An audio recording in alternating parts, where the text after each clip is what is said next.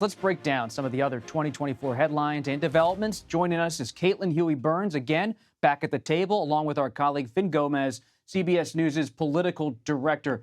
Let's begin with another potential contender here, Florida Governor Ron DeSantis. Our colleague Aaron Navarro, along with our colleague Ed O'Keefe in Florida today, doing a little reporting. Let's hear what Aaron had to ask the Florida governor. How soon will it be until you announce your final decision on the 2024 presidential run?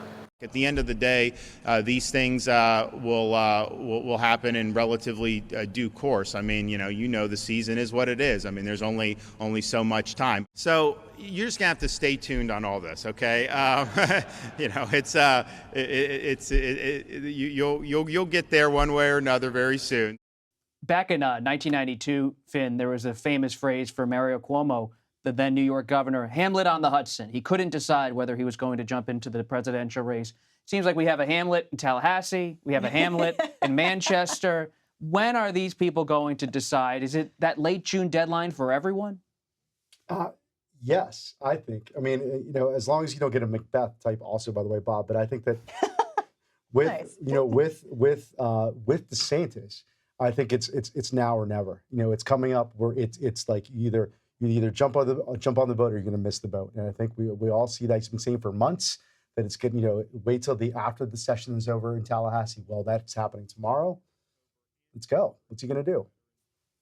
Caitlin, you have been talking to top Biden official Anita Dunn today at the White House. She rarely speaks to the press, so that's a pretty big reporting coup to get Anita Dunn's insights. Let's hear what she had to say about 2024 and President Biden.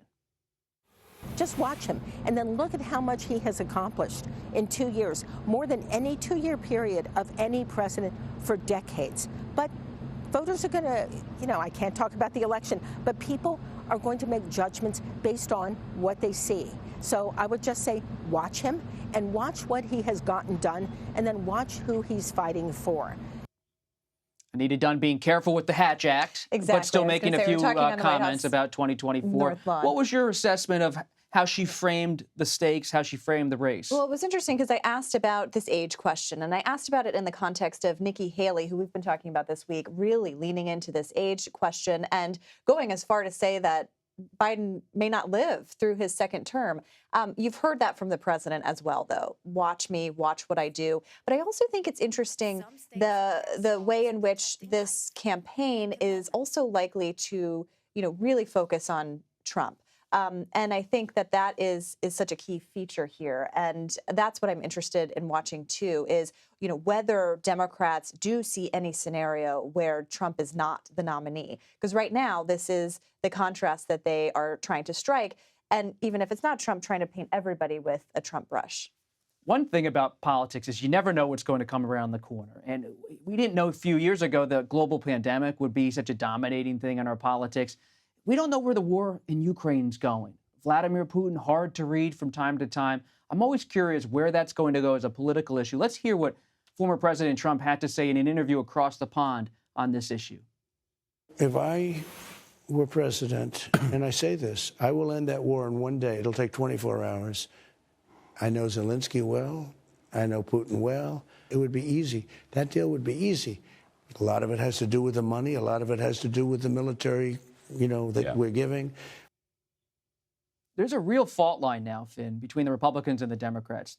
President Biden, very internationalist in his foreign policy, how he thinks about the war in Ukraine, and more of that non-interventionist, almost anti-hawkish spirit from the former president. How do you see Ukraine now as a political issue, especially inside the GOP primary race?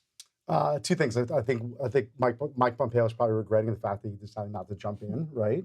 And two, it's increasing. I remember he avoided a nickname, though, Finn. He did avoid a nickname, but that was coming too. But with Ukraine, and even in Davenport, in Iowa, when we went, Bob, when we talk to voters, it is on top of mind on many of those voters. And you do see a fault line between the Democrats and Republicans, pro-Ukraine aid and against Ukraine aid, even within the Republican Party, as you say. I think it's something that will grow. I think it's something that, and those with the foreign policy credentials like Nikki Haley, can step in and say, this is my position, and maybe make some waves in that area. And Pence has been so interesting on that as well, too, because he's been trying to kind of bring the party back to the pre-Trump era of Republican Party politics on foreign policy, but pretty much across the board, which is obviously interesting because he was vice president during the Trump administration. But you are starting to see some of these Republicans try to kind of thread that needle, but also kind of talk about a Republican Party that existed before Trump changed it all. So I think that's going to be an interesting thing to navigate. Yet the Biden campaign message is so focused on domestic policy. Let's just take a quick look at one of the Biden campaign ads.